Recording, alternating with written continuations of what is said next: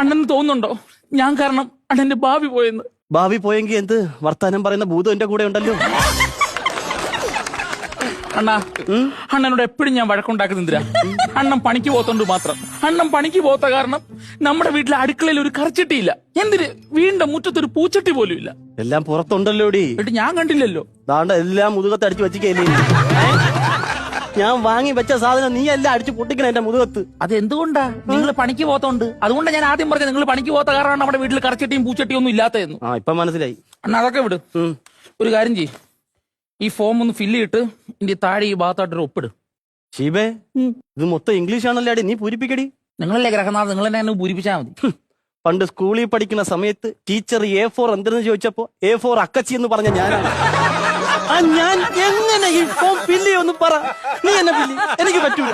ഇങ്ങനെ നിങ്ങൾക്ക് വിദ്യാഭ്യാസം വരും. സ്കൂളിൽ പഠിക്കാൻ വിട്ട സമയത്ത് സ്ലാവിന്റെ മണ്ടക്കറി കണ്ട